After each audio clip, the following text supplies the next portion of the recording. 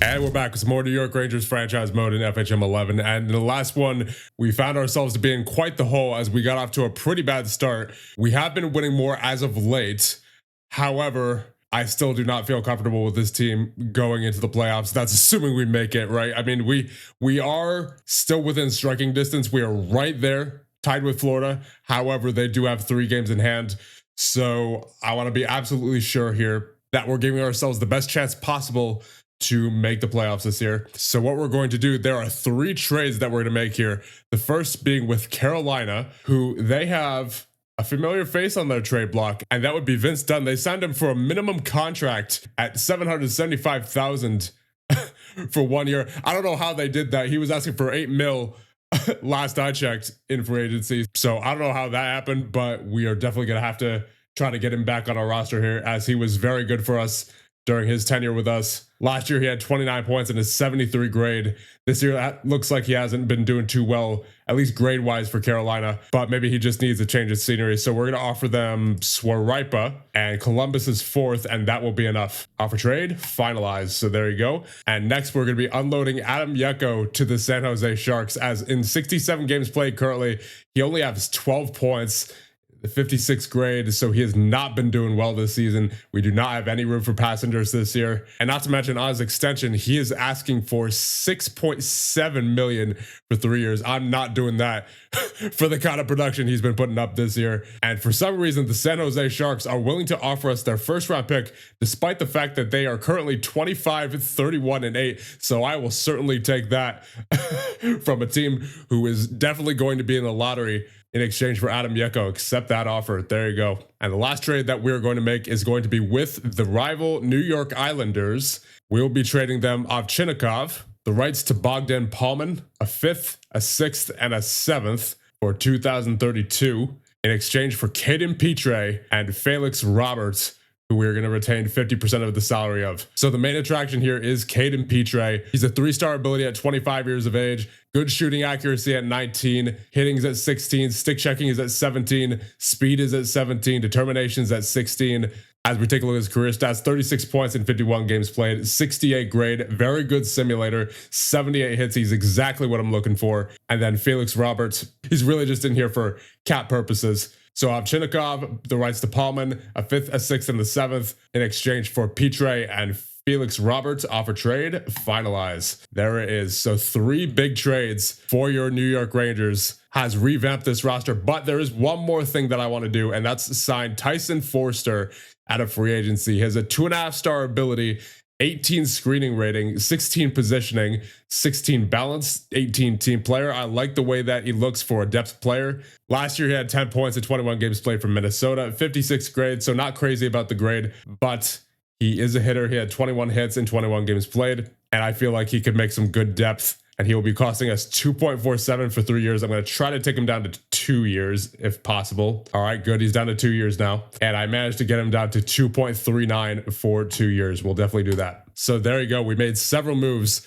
to revamp our roster prior to the trade deadline, and let's hope that all those moves can help us out going into the playoffs. As with the reacquisition of Vince Dunn and then the acquisitions of Petre and Forster, hopefully we'll be able to do something, and I think we'll send down Roberts. So at this point, we just have to hope that Jarosimiuk can keep up his hot streak, currently at a 946 save percentage in 8 games played, and hopefully that can carry us into the playoffs. Oh, I'm not liking this. I am not liking that we keep losing. And unfortunately, there's not much we can do about it now. Yeah, I don't think we're making it. Oof. This season did not go as expected whatsoever. We finished 36, 36, and 10. Good enough for 6th in the Metropolitan, and there's no doubt about it. We did not make the playoffs. Oh, man. That was absolutely terrible. So let's check out the final stats for the season. You have Artamanov leading the way with 80 points. Nadeau with 79. Fox with 65. Tomek and Hedel with 49.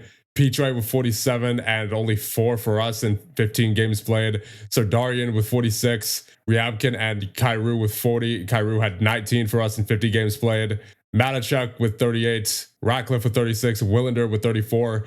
Dunn with 33. 4 for us in 8 games played. Bachfist with 31. Kako with 28. Marinochkin with 27. 18 for Vicinen and O'Rourke, 15 for Lebre and Suoniemi, 8 for Ertel, and then 1 for Forrester and Robert. And of course, Robert is in Hartford. And then in goal, you have an 895 for Boyko in 56 games played, a 902 for Jerzemiuk in 22 games played. So that means he probably did not do too well in some recent games. No, he did not. Because he had that 946 before. What's it going to take, man? What's it going to take to get some decent goaltending around here? And then Luukkonen in 9 games played had that 883, and he was sent down to Hartford earlier in the year. And then didn't we also have another one? Yeah, it was Jacob Fowler. So unfortunately, our search for a goaltender continues. I think I'll just call up Luukkonen for right now, actually. Because, I mean, it's not like the other two were much better, to be honest. I think we also got to fire Guy Boucher. That was overall pretty terrible. I mean, before the season started, his job was safe, but now after this season, I'm not so sure. The season did not go as expected. And I mean, I guess I can't put it all on him because, you know, goaltending being the way it is in this game, but still, we were unable to recover from what was a terrible start. And there were times where it looked like we were going to, but every time we started to finally make some headway, we just crashed right back down. So let me tell you something. It's a good thing that we got both St. Louis and San Jose's picks, because I believe both of them are outside the playoff picture. Yes, indeed. St. Louis is actually 27th, while San Jose is 25th. So we have 2 lottery picks this year, as we did trade away our own pick. However, I believe it might be top 10 protected, so we'll see what happens with that. As yeah, I think it was the Sawatsky trade, with the Willander trade, where we traded our own first round pick that was top 10 protected for this year. So we may end up getting it back. Who knows? Because I mean, we are in the bottom 11 teams in the league. There's Winnipeg is number 1, then 2 is Pittsburgh, 3, 4, 5, 6, 7, 8, 9, 10, 11. So if we by chance slip into the top 10 with that pick, then maybe we get that pick back. And then we have potential 3 lottery picks in the upcoming draft, which, as we take a look at that, I mean, it's not bad. There are 2 players who I have my eye on. Bennett Cole, 1.5 star ability, 3.5 star potential. He's got some good ratings in there already as a right defenseman. And then William Kari with the 1.5 star ability, 4 star potential as a left winger. Once again, some good ratings in there. So I would not mind picking either of them up. But yeah, that was just overall an unfortunate season. And we're going to have to seriously consider what to do with Guy Boucher going to the offseason. Oh yeah, and the injury to Bachvist as well. There was that. So that definitely hurt us, but still, only Bachvist being out shouldn't have affected us that much. And the 2030-31 Stanley Cup champions are the Dallas Stars. This is the 3rd championship. Their last one in 2029. And the Stanley Cup playoffs winning goal was scored by Jason Robertson. They went through Chicago, Minnesota, Calgary, and Ottawa. All right, let's see what players need to be re-signed. You have Bachvist, Kakko, Kyrou, Dunn, Marinochkin, Pitre, Luukkonen, Gerasimiuk, and Kelly. Bachvist wants $7 million. He's currently making 5.8. Kakko wants to test the markets. Okay. Kyrou wants 6.7 and a no movement clause for 3 years. He's already 33. Marinochkin, 4.2 for 6 years. Dunn wants to test the market. Pitre, 6.5 for 3 years. Luukkonen wants 6.6 for 2 years. Get out of here. Not with the performance you put up this year, buddy. Sorry, not doing that. Gerasimiuk wants to test the market. Man, I just want some decent goaltending. Is that too much to ask? Like some decent, consistent goaltending. I suppose we will re-sign Bachvist. He's been very good for us. And we got him down to 6.55 for 3 years. We'll do that. I managed to take Pitre down to $6 million for 3 years. I think we'll do that. Marinochkin, I took down to 3.85 for 6 years. We'll do that. And let's see who's left. You have Kakko, not interested. Dunn, not interested. Gerasimiuk, not interested.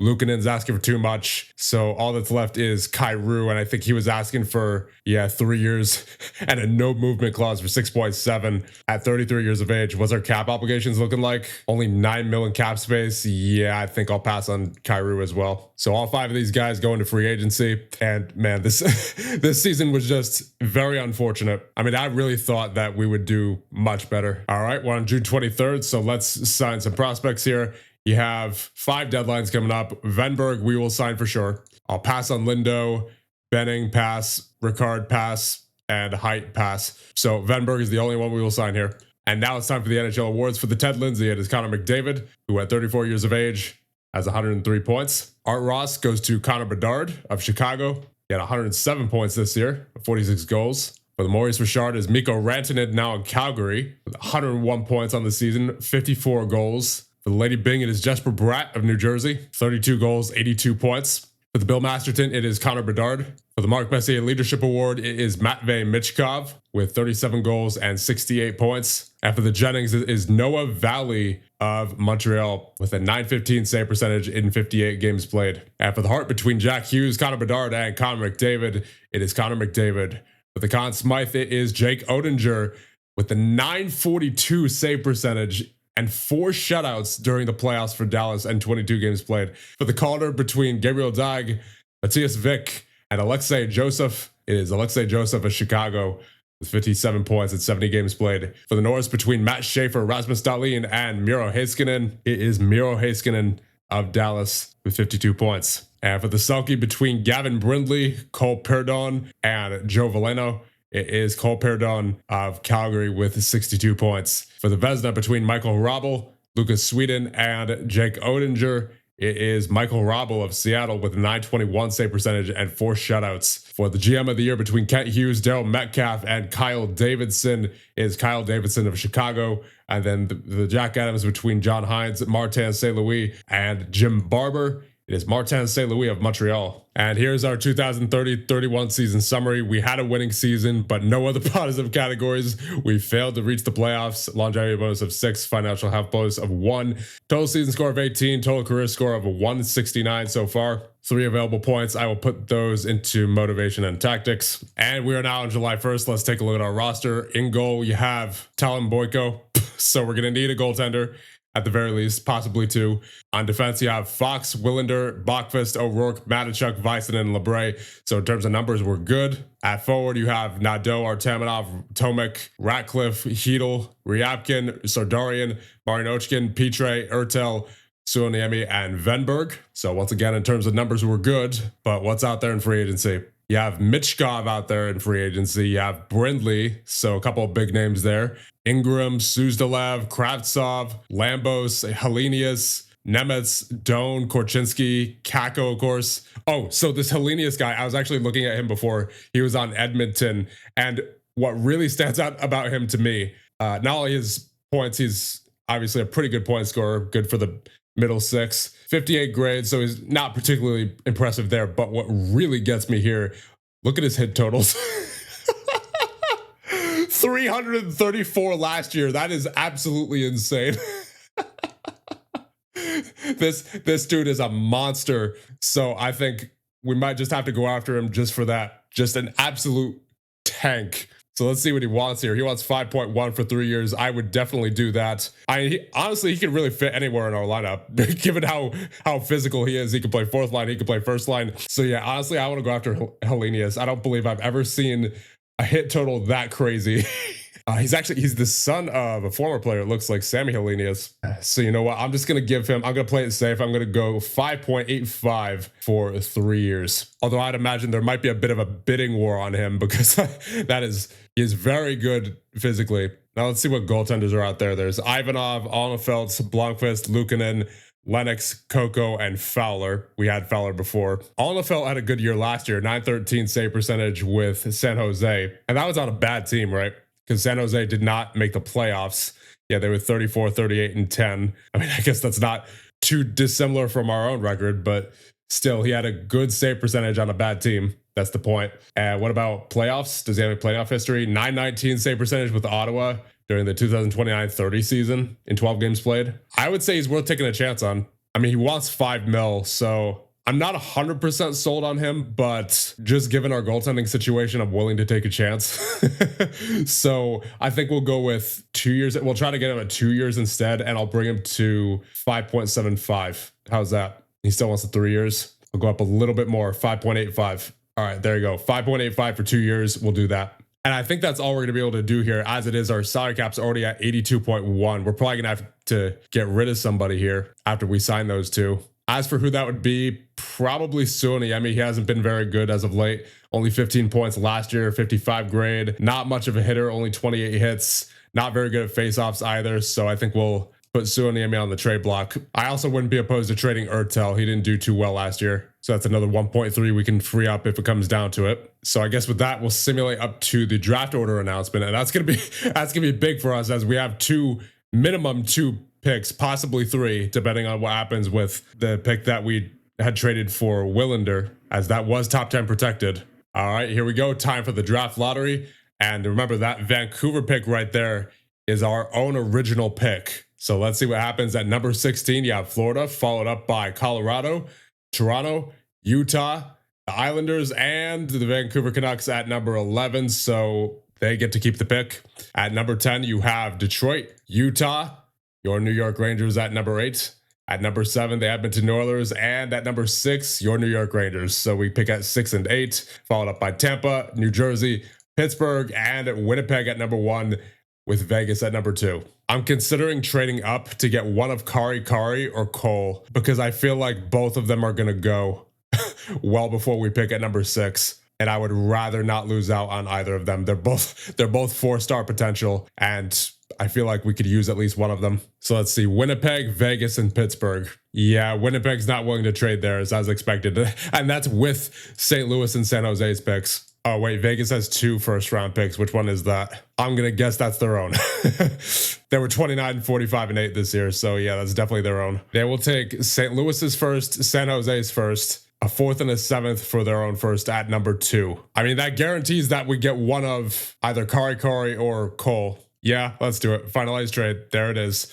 So we make a trade with the Vegas Golden Knights, and we now pick at number 2. So who will Winnipeg take with their first pick? They take William Kari. So they took the forward, and it looks like we are going to be getting Bennett Cole. Yeah, he's pretty good. 16 passing, 17 offensive reads, 17 stick checking already, 16 speed, 16 agility, 19 determination. Looks good to me. Bennett Cole, welcome to the New York Rangers. I think with this pick, we're going to take Johan Odman. Got good determination, decent ratings overall. Nothing too spectacular, but better than most of the other options on the board. So Johan Odman, welcome to the New York Rangers, and that'll be it.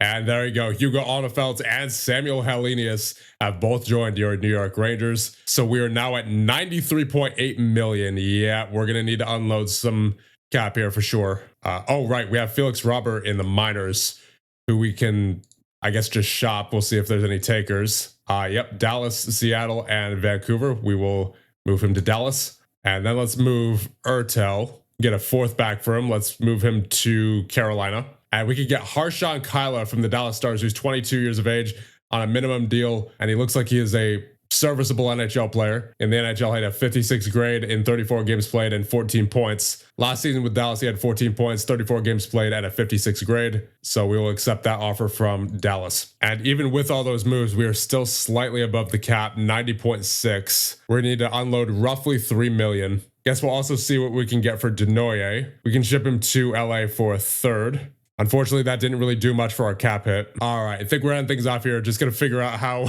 we're going to deal with this cap situation prior to the season starting. So with that, I'll end things off here. And the next one, we will finish up the offseason of year number 7 and hopefully head into year number 8, where we will see what happens with regards to Guy Boucher.